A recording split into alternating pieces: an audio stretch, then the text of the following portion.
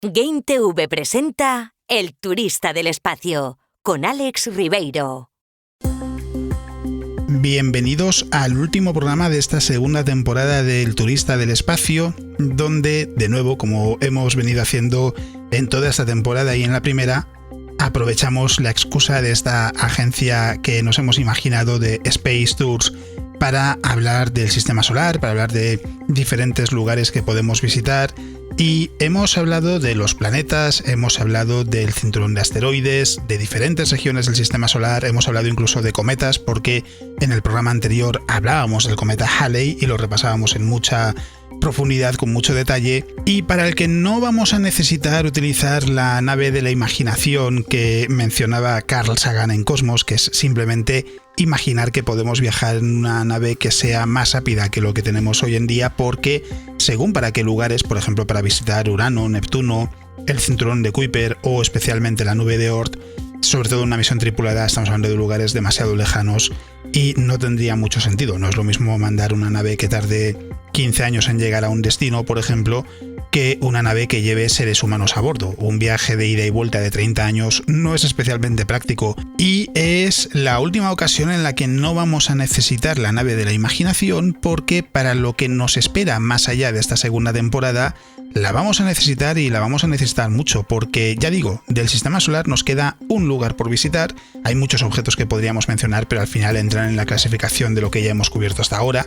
Podríamos hablar del cometa Hale-Bopp, pero no deja de ser un cometa como el cometa Halley.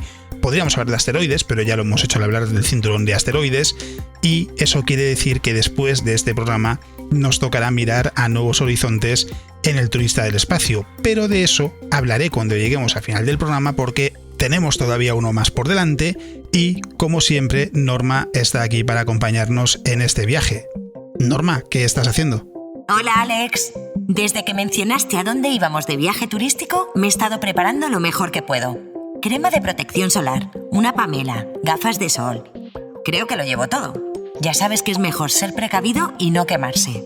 No estoy seguro de que esas gafas estén homologadas, pero luego te contaré cómo se puede mirar al sol sin quemarse las retinas, porque es algo que mucha gente no tiene en cuenta y que puede ser muy peligroso, que se infravalora mucho lo peligroso que puede ser el sol. Pero bueno, si has preparado tu equipaje, ponte cómoda y nos vamos directos a la estrella de nuestro sistema solar, al Sol. Nave a punto y motores encendidos. Empieza la cuenta atrás. 5, 4, 3, 2, 1. Despegamos. All engine running. Godspeed, John Glenn.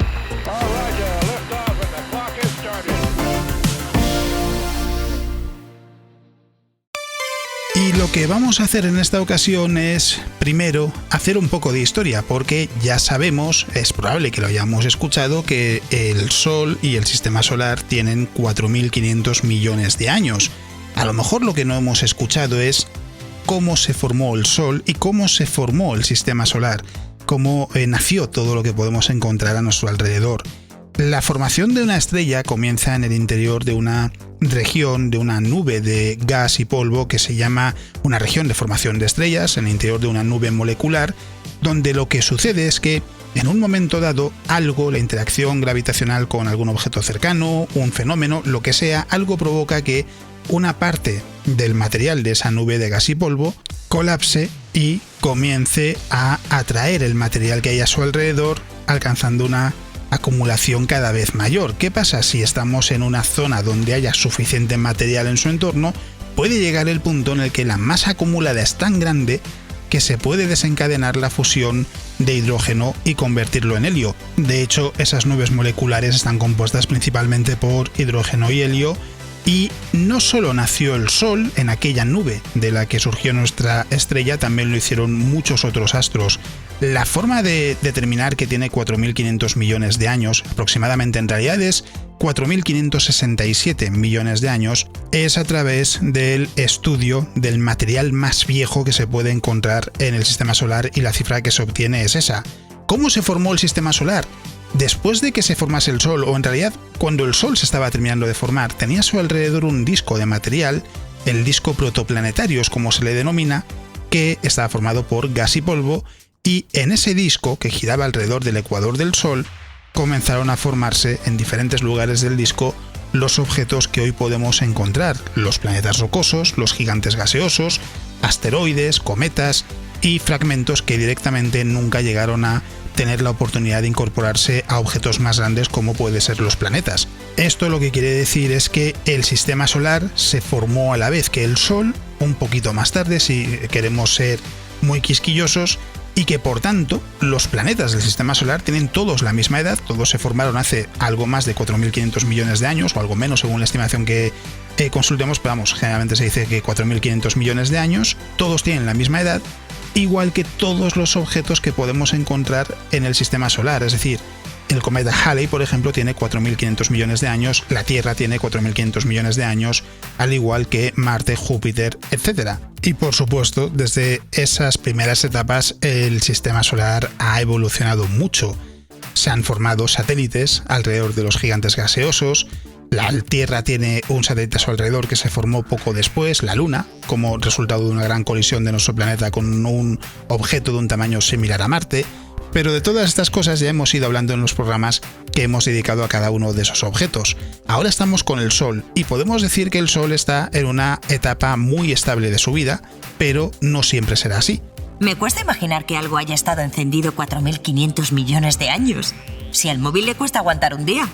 Da un poco de miedo pensar que con el tiempo se puede ir apagando poco a poco hasta que nos quedemos a oscuras. Menos mal que no estaremos por aquí. En realidad, una leyenda muy extendida, una confusión muy común, es la de que el Sol se va a apagar. No, al revés, por extraño que pueda parecer, las estrellas al morir no se apagan, brillan todavía más. Es algo que no resulta nada intuitivo, que no es obvio ni mucho menos, pero lo cierto es que las estrellas al envejecer no se van apagando, sino que aumentan su brillo. Y esto es algo de todos modos que no nos tiene que preocupar porque el Sol tiene 4.500 millones de años, pero está en algo que se conoce como la fase de secuencia principal. Está, de hecho, aproximadamente en la mitad de esa secuencia principal, en la que lo que sucede es que el núcleo del Sol está fusionando el hidrógeno que acumuló durante su formación, que estaba presente en aquella nube molecular, de hecho era lo más abundante, y lo está convirtiendo en helio. Aproximadamente cada segundo, para que nos hagamos una idea de la magnitud del Sol, más de 4 millones de toneladas de material se convierten en energía en el núcleo del Sol y produce neutrinos y radiación solar. A este ritmo, a pesar de que nos puede parecer una cifra gigantesca, el Sol ha convertido solo aproximadamente 100 veces la masa de la Tierra en energía. Para ponerlo en perspectiva, solo el 0,03% de la masa del Sol desde hace 4.500 millones de años se ha convertido en energía, es decir, es un porcentaje pequeñísimo y en total la secuencia principal va a durar entre 10.000 y 11.000 millones de años de principio a fin, es decir, ahora mismo podemos decir que el Sol es una estrella de mediana edad porque lleva casi 5.000 millones de años en secuencia principal y estará otros 5.000 millones de años más aproximadamente. Después llegará lo que se conoce como la fase de gigante roja, que es cuando ya el Sol comenzará a entrar en las últimas etapas de su vida, de hecho serán etapas mucho más breves. Y algo muy interesante que se ha descubierto hace poco tiempo, fue en 2022 con la ayuda de la sonda Gaia, es que el momento en el que el Sol alcanzará su máxima temperatura será cuando tenga 8.000 millones de años, es decir, dentro de 3.500 millones de años. ¿Por qué sucederá? El Sol en realidad se está volviendo más cálido en su núcleo a medida que pasa el tiempo, también su superficie se calienta y su radio aumenta, y su brillo también va aumentando a medida que va avanzando por la secuencia principal. Desde el comienzo de su secuencia principal ha aumentado su radio en un 15%, la temperatura de su superficie ha aumentado desde los 5.350 grados Celsius, lo que se calcula que tenía al principio, hasta los 5.504 que tiene hoy en día, y su brillo ha aumentado en un 48%, desde el 67% de la luminosidad solar a una luminosidad solar, que es lo que tiene hoy en día, que es lo que se utiliza como referencia para medir el brillo de otras estrellas y compararlo con la nuestra. ¿Esto por qué sucede? El motivo está en la fusión. Los átomos de helio en el núcleo tienen un peso molecular mayor que el de los átomos de hidrógeno que fueron fusionados en helio. Esto lo que provoca es que haya una menor presión térmica. ¿Esto qué quiere decir? Que el núcleo, por extraño que nos pueda parecer, está encogiendo. y esto permite que las capas exteriores del Sol se puedan acercar al núcleo, y a partir de aquí todo tiene que ver con la gravedad, porque en ese proceso de encogimiento lo que sucede es que parte de la energía liberada se convierte en calor, que provoca un aumento del ritmo de la fusión en el interior del Sol y aumenta también su luminosidad. El proceso lo que hace es que el núcleo cada vez fusione material más rápido. En el presente, lo que se calcula es que aumenta su brillo en un 1% cada 100 millones de años, es decir, cada 1000 millones de años el Sol aumenta su brillo en un 10%, y tardará como mínimo 1000 millones de años en alcanzar la temperatura necesaria como para que la Tierra tenga una temperatura tan alta como para que no pueda mantener agua líquida en su superficie. Pero de eso hablaremos más tarde. Alex, estoy repasando la ficha del Sol y aquí pone que es una estrella enana. ¿Enana? Pero si podría comerse a Júpiter de un bocado y apenas lo notaría. ¿Cómo son las estrellas normales entonces? Por cierto, antes de que se me olvide, voy a escribir un post-it para recordar que un día me lleves a la estrella más grande que conozcas. En realidad, eso de que el Sol es una estrella enana, a ver, tiene algo de cierto en cuanto a que en comparación a otras estrellas es pequeña. Hay estrellas muchísimo más grandes que el Sol, pero tiene también su origen en otro aspecto, y es que aquí hay que hablar de un astrónomo danés llamado Einar Hertzsprung, que en 1906 fue quien acuñó el término de estrella enana, porque se dio cuenta de que las estrellas más rojizas se podían clasificar en dos grupos diferentes. O bien eran mucho más brillantes que el Sol, o bien eran mucho más tenues. Y para distinguir unas de otras, lo que hizo fue llamar a unas gigantes y a otras enanas. Las enanas eran las estrellas más tenues y las gigantes las que eran más brillantes que el Sol. Y en realidad viene de ahí. Lo que quiere decir, por tanto, no es que sea un objeto enano en comparación a los planetas. Es el más grande del sistema solar, por supuesto. Es mucho más grande que Júpiter. Pero en comparación a otras estrellas, es verdad que por tamaño no es particularmente grande. Hay estrellas mucho más grandes que también, generalmente no todas, están en una etapa diferente de su vida. Hay estrellas mucho más masivas que están en la secuencia principal, pero su vida es mucho más breve porque el proceso de fusión en su interior es mucho más rápido. ¿Por qué se dice de todos modos que el Sol es una enana amarilla? ¿De dónde sale eso de amarilla específicamente? Tiene que ver con sus características, tiene que ver con la cantidad de masa que tiene y con el hecho de que desde la Tierra el Sol, por culpa de la atmósfera, tiene un color que es más bien amarillento. En realidad, si la viésemos desde el espacio, el Sol sería blanco. De hecho, es el color que tiene si se observa desde la Estación Espacial Internacional, por poner un ejemplo. Y este tipo de estrellas no es el único que hay. Tenemos, por ejemplo, las enanas naranjas, que son estrellas más tenues que el Sol, las enanas rojas, que son todavía más tenues que el Sol y también son más pequeñas, ya no que las enanas amarillas, sino que las enanas naranjas, y sin embargo, por extraño que pueda parecer, son estrellas mucho más longevas y mucho más abundantes. Las enanas rojas, en secuencia principal, son las estrellas más abundantes que podemos encontrar, porque hay un cadáver estelar, que es el de la enana blanca, que también es muy abundante. Y lo que se dice es que de todas las estrellas en secuencia principal, es decir, que están fusionando hidrógeno en helio, las enanas rojas son aproximadamente el 75%. Las enanas naranjas son el siguiente grupo y suponen aproximadamente el 12,5%. Después tenemos las enanas amarillas, donde entra el Sol, que suponen más o menos el 7,5%. Y hay otras estrellas por encima del Sol que son más brillantes en secuencia principal, y estas no se llaman enanas, se las llama estrellas de secuencia principal azules o de tipo O y tipo B, y no se les llama enanas azules porque en realidad ese concepto se utiliza para una posible fase de las enanas rojas cuando están llegando al final de su vida. La vida de una enana roja, como curiosidad, es de billones de años, de millones de años. Son muchísimo más longevas que el Sol. Esto lo que quiere decir es que no existe ninguna enana roja en el universo que sea vieja, porque el universo tiene 13.800 millones de años y por tanto, como mucho, las enanas rojas más viejas tendrán 13.700 o 13.600 millones de años. Nosotros nos hemos lanzado sin pensarlo a un viaje turístico hacia el Sol, pero supongo que no habrá que ir tan a lo loco, ¿no? Tú que sabes mucho, ¿cómo conviene acercarse a nuestra estrella? Y sobre todo, ¿cuándo? Y no me sueltes la típica broma de que es mejor ir de noche para no quemarse. Roger, 0G, and I feel fine. Capsule is turning around. No, me temo que no soy de hacer ese tipo de bromas, pero es verdad que llegar al Sol no es especialmente fácil. Por extraño que pueda parecer, hace falta viajar muy rápido para poder entrar en órbita alrededor del Sol. Hay que decir de todos modos, el Sol es una estrella que cambia más de lo que podríamos pensar, porque hay un concepto que a lo mejor hemos escuchado alguna vez que puede que nos resulte familiar. Es el del ciclo solar. Y es un ciclo que dura prácticamente 11 años en la actividad del Sol y que se puede percibir en la cantidad de manchas solares que tiene el Sol en su superficie y que va variando a lo largo de ese ciclo. Además, está ligado también a la actividad del Sol, a la cantidad de llamaradas que emite, a la cantidad de eyecciones de masa coronal que puede emitir a lo largo de un ciclo. Cuando está cerca del máximo es mucho más activo, cuando está cerca del mínimo es una estrella mucho más tranquila.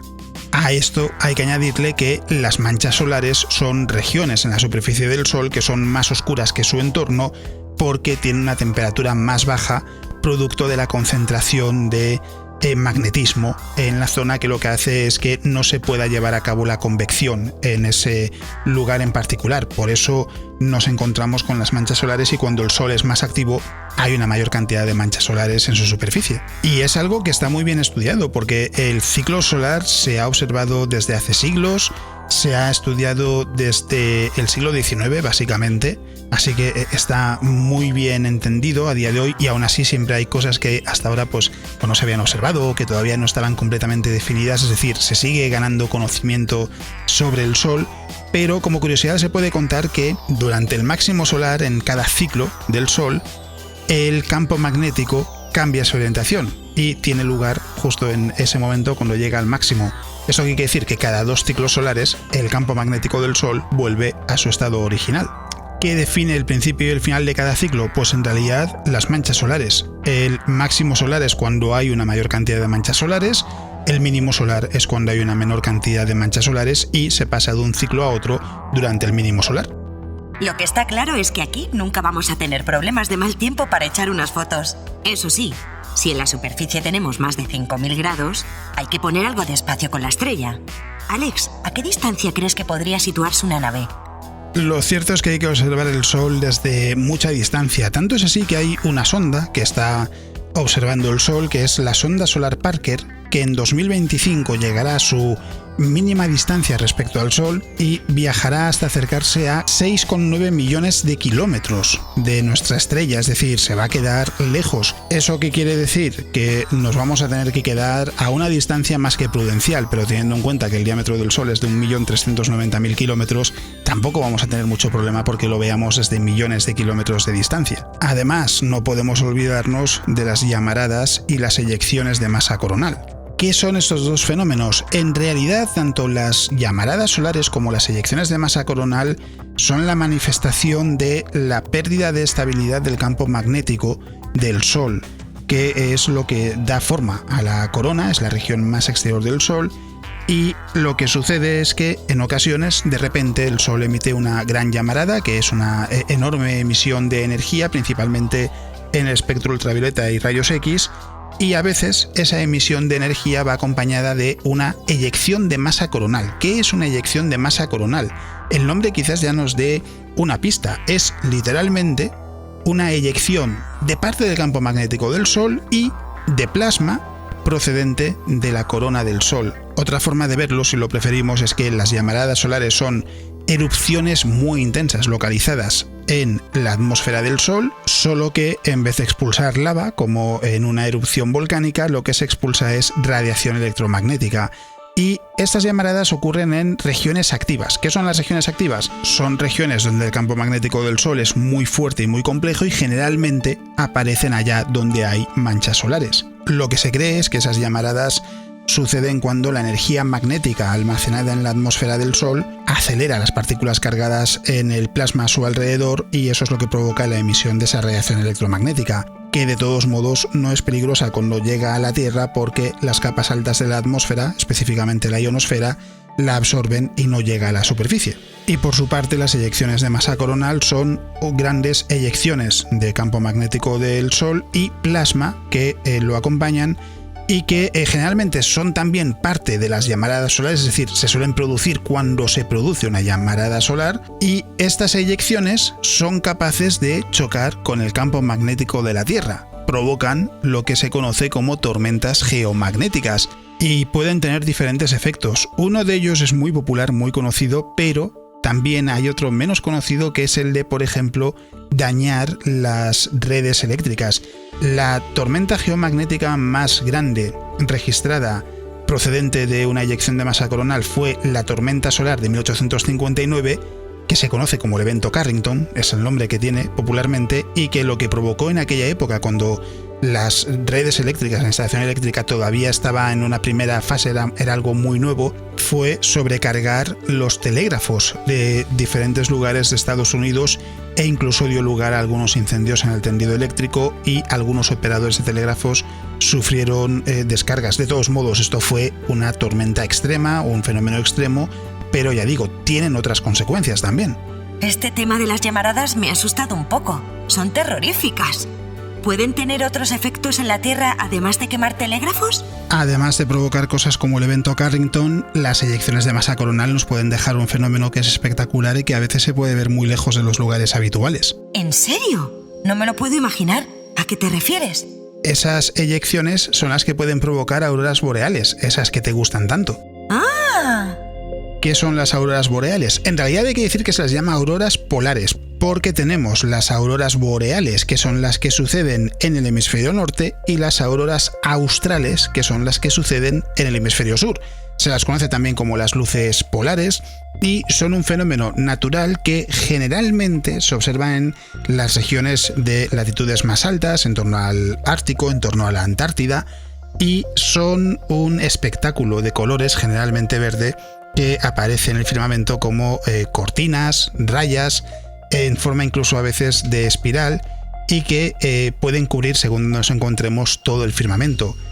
Pero, ¿qué es lo que nos indican? En realidad, las auroras son el resultado de la perturbación de la magnetosfera provocada por el viento solar, es decir, las auroras pueden aparecer de manera regular aunque no haya eyecciones de masa coronal, pero cuando hay una eyección de masa coronal, el viento solar tiene una velocidad mayor y las auroras en ocasiones pueden llegar a aparecer muy lejos de lo habitual. Durante el evento Carrington se llegaron a observar, por poner un ejemplo, en España. No es habitual ver auroras boreales desde España, o en Colombia en el caso de América. Y estas perturbaciones lo que hacen es alterar la trayectoria de las partículas cargadas en el plasma procedente del Sol.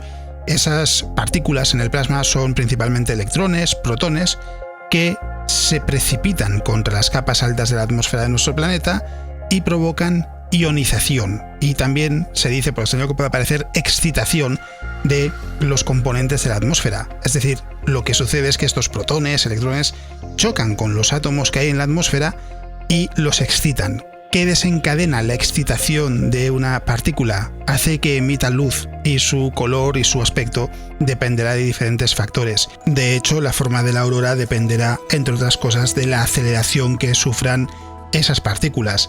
Y las auroras no son exclusivas de la Tierra, también las hay en otros lugares, como por ejemplo Júpiter o Saturno, y también en el caso de satélites, y se ha visto que incluso los cometas pueden tener auroras. Normalmente aparecen a entre 10 y 20 grados de los polos magnéticos y pueden verse durante la noche contra un cielo oscuro, pero en realidad están activas o pueden estar activas durante cualquier momento, es decir, incluso de día, aunque no se puedan ver, las auroras en esas regiones también están ahí. Generalmente, en términos actuales, cuando se produce una aurora, normalmente va a ser visible como mucho desde el sur de Escandinavia, desde Noruega, Suecia, Finlandia. En ocasiones se va a poder ver desde el norte de Escocia, pero generalmente no va a bajar de ahí. ¿Qué pasa? Cuando hay una eyección de masa coronal con una tormenta geomagnética suficientemente intensa, lo que sucede es que las auroras se desplazan al sur y por tanto se pueden ver mucho más lejos. Esto es lo que provoca que en ocasiones se puedan ver desde lugares como España, pero ya digo, no es lo habitual, y generalmente si queremos verlas en Europa, por ejemplo, tendremos que irnos a Islandia o las Islas Svalbard, porque son lugares que están en la región habitual de observación de auroras. Bien, creo que es hora de pensar en nuestros planes turísticos. Aunque el Sol sea grande, por aquí ya han pasado otras sondas. Seguro que han hecho cosas interesantes. ¿Hay algo que debamos tener en cuenta para ir directos a lo bueno? Por favor, dime que hay actividades más entretenidas que tomar el sol. ¿Te está gustando el viaje? Encuentra más destinos en elturistadelespacio.com.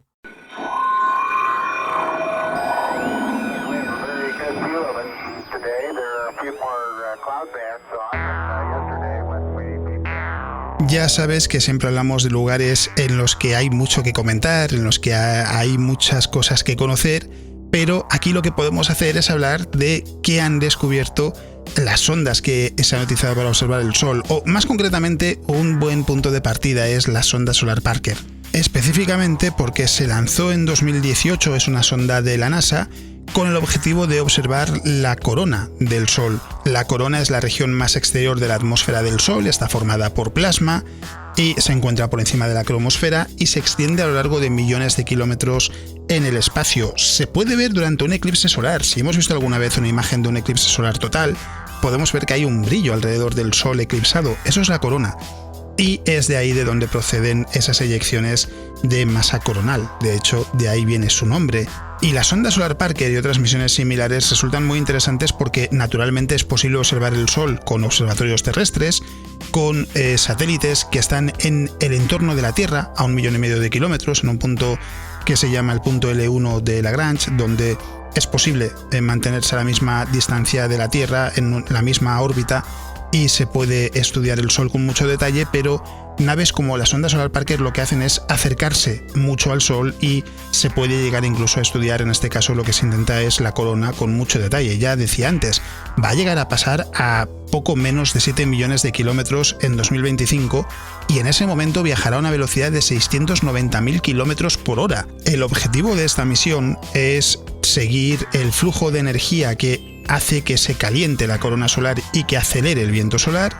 Se quiere entender cómo se transfiere la energía desde las capas bajas de la atmósfera hasta la corona. Se quiere entender diferentes aspectos y particularidades, como por ejemplo de qué manera la corona afecta a las propiedades del viento solar y entender por supuesto su estructura. Es decir, se quiere estudiar el Sol con mucho detalle, para ello lleva diferentes instrumentos, pero lo que hace que sea una misión destacable es especialmente el hecho de que va a pasar a solo 7 millones de kilómetros del Sol, algo menos. Ninguna nave se habrá acercado tanto y de hecho la sonda Solar Parker ya está orbitando alrededor del Sol, lo hace alejándose mucho, se llega a alejar en torno de Venus y en cada aproximación se acerca un poquito más. ¿Eso qué quiere decir? Que desde hace ya un tiempo es la sonda que más se ha acercado al Sol y constantemente va rompiendo su récord hasta llegar a esa máxima aproximación de 2025. Un ejemplo más clásico seguramente es el de la sonda SOHO, que es de la Agencia Espacial Europea, que se lanzó en 1995, que ha descubierto más de 4.000 cometas, precisamente por estar observando el Sol y verlos cuando están cerca de la estrella, y que comenzó a funcionar en 1996, siguen en marcha a día de hoy, y eso que en un principio se esperaba que funcionase durante 2 años, pero lleva ya 27 años en marcha y se espera que siga hasta 2025 como mínimo, porque se podría extender, así que va a ser una misión muy larga que se dedica principalmente a observar las capas exteriores del Sol, a estudiar nuestra estrella, a analizar el viento solar y los fenómenos asociados en el entorno del punto L1 donde se encuentra, y también a estudiar cómo es la estructura interior del Sol. Y son solo 2 ejemplos de muchas naves e instalaciones que se han utilizado para estudiar nuestra estrella, y en estos 2 casos en particular que se siguen utilizando.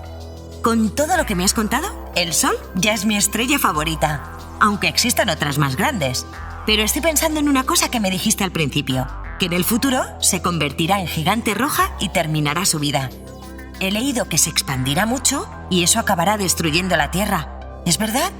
Es verdad, pero será en un futuro muy lejano, así que no tienes de qué preocuparte, y además ni siquiera está claro que vaya a suceder, porque es cierto que una vez que termine la secuencia principal el Sol entrará en esa fase de gigante roja, pero ya lo decía anteriormente, quedan unos 5.000 millones de años para que eso suceda, y cuando entre en la fase de gigante roja se expandirá enormemente, mucho más rápido de lo que lo ha hecho hasta ahora, y llegará mucho más lejos de lo que lo ha hecho hasta ahora. Mercurio y Venus sí que serán destruidos, sus órbitas se irán agrandando, pero va a ser a una velocidad muy baja en comparación a la velocidad de expansión del Sol, y por tanto lo que quiere decir es que en eso, unos 5.000 millones de años, algo más, Mercurio y Venus serán destruidos por el Sol, que en esa fase, en ese momento ya estará fuera de la secuencia principal y estará en sus últimas etapas de vida. En el caso de la Tierra, hay dudas sobre qué va a suceder porque puede que sea destruida, porque su órbita no llegue a alejarse lo suficientemente rápido de la expansión del Sol, o que sobreviva. Si sobreviviese, sería el planeta más cercano a nuestra estrella, pero en cualquier caso hará mucho tiempo que habrá dejado de ser habitable porque, lo decía antes, en aproximadamente unos 1.000 millones de años, hay estimaciones que dicen que a lo mejor serán 1.500 millones de años, con el aumento de brillo del Sol, con el aumento de su temperatura, la temperatura en la Tierra también se elevará. Y esto lo que quiere decir es que llegará un momento en el que la temperatura será tan alta que directamente la Tierra será incapaz de tener agua en estado líquido en su superficie. ¿Qué quiere decir esto? Que en realidad en unos 1.000 millones de años, todavía queda mucho tiempo desde luego, pero en unos 1.000 millones de años la Tierra dejará de ser habitable como mínimo para la vida compleja. En principio también es lógico suponer que también para la vida microbiana, aunque es verdad que hay organismos que quizás puedan aguantar más tiempo. Y mientras la secuencia principal dura unos 10.000 millones de años, la fase de gigante roja solo dura unos 1.000 millones de años, no se calcula que vaya a durar mucho más. Y el Sol seguirá fusionando hidrógeno en helio en las capas del entorno del núcleo, donde todavía quedará hidrógeno sin fusionar, y posteriormente llegará un momento en el que terminará la secuencia de gigante roja. Al Sol le quedarán apenas unos 100 millones de años de vida como estrella todavía, con capacidad de realizar fusión. Después ya se convertirá en una enana blanca, es simplemente el cadáver de una estrella como el Sol, donde ya no hay ningún tipo de proceso de fusión y lo que sucede es que se va enfriando muy lentamente. Y cuando termine esa secuencia de gigante roja, hay un momento en particular en el que de repente, de golpe, el núcleo se vuelve a activar porque llegará un punto en el que no tendrá la capacidad de fusionar helio, pero al seguir contrayéndose durante la fase de gigante roja, lo que sucede es que la temperatura del núcleo se eleva y de repente se desencadena lo que se conoce como el flash de helio.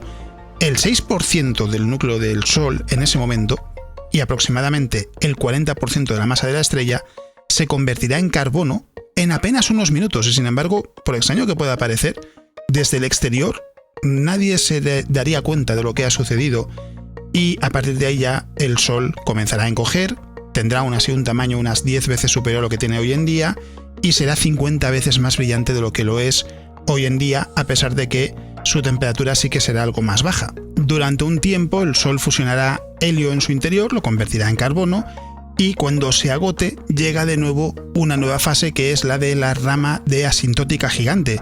Lo que sucede es básicamente que el Sol de nuevo se expandirá, pero será una expansión mucho más rápida que la de la fase de gigante roja, y si no ha destruido a Venus en esa primera fase, lo hará en esta segunda, y después ya lo único que quedará será apenas unas decenas de millones de años de vida para que el Sol termine su existencia ya como enana blanca. Después de la rama de asintótica gigante, lo que sucede es que el Sol expulsa aproximadamente la mitad de su masa en lo que se conoce como una nebulosa planetaria, y lo que queda es el núcleo expuesto al espacio con una temperatura de a lo mejor 30.000 grados, aunque todavía se elevará durante un tiempo y terminará llegando a los 100.000 grados.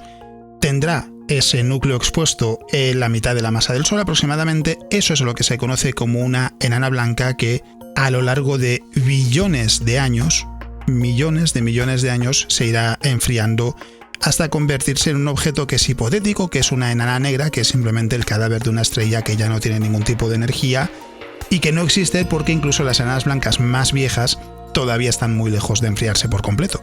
Alex, he estado tomando nota de todo, pero me gustaría contárselo a mis amigos con un poco de clickbait. Las 5 cosas que puedes hacer alrededor del Sol. O las 3, no sé. ¿A ti qué te parece? ¿Tienes algo en mente que pueda convencer a un grupo de exploradores a embarcarse en un viaje a nuestra estrella? Lo voy a intentar, pero es verdad que no hay muchas cosas que se puedan hacer, así que apunta.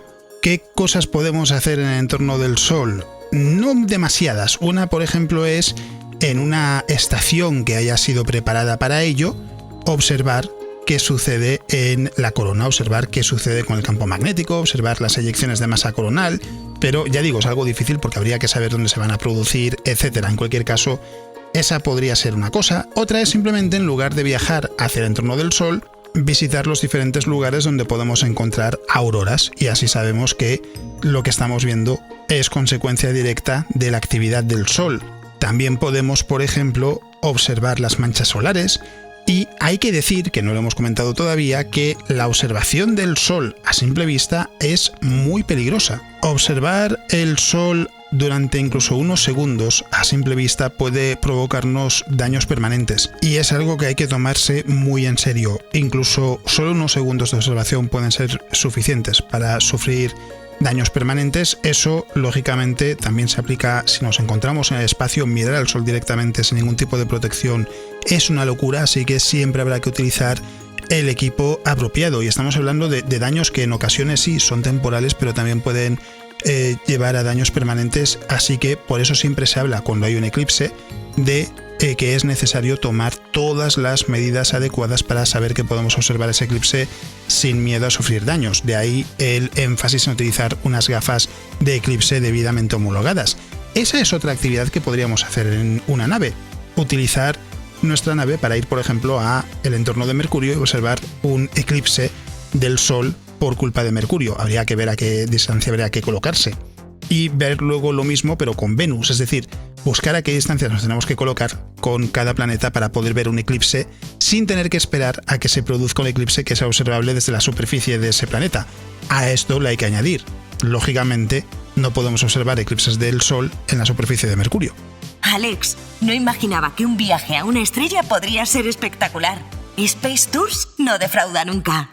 Lástima no vivir en un sistema binario y así tener otra estrella cerca. Es una pena. ¿Y después del Sol? ¿A dónde podemos ir? Esto empieza a quedarse pequeño.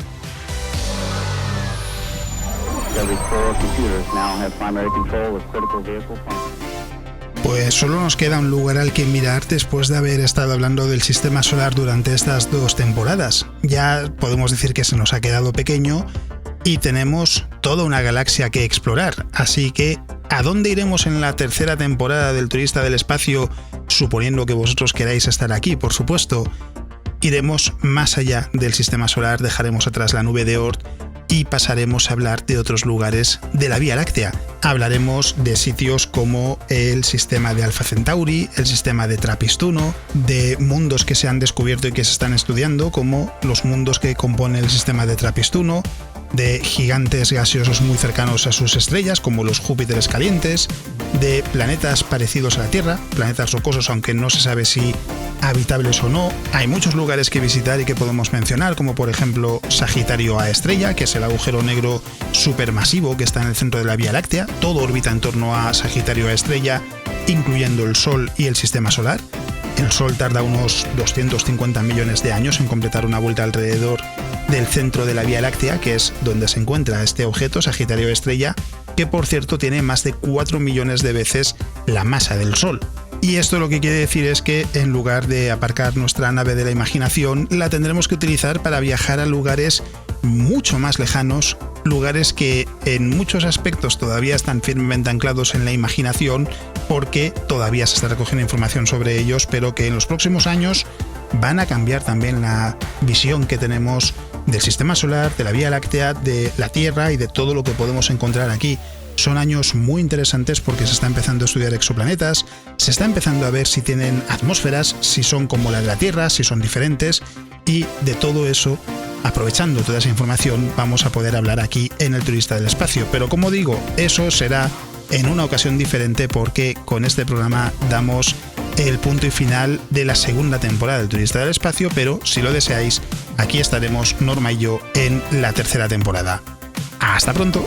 Gracias por volar con Space Tours, la única agencia de viajes que te llevará de vacaciones a los confines del universo desde tu imaginación. Permanece atento a los carteles porque enseguida anunciaremos tu próximo destino. ¡Adiós! Acabas de escuchar El Turista del Espacio, una producción de Game TV. Y recuerda, si no quieres perderte ningún episodio, visita elturistadelespacio.com y disfruta de todas las temporadas.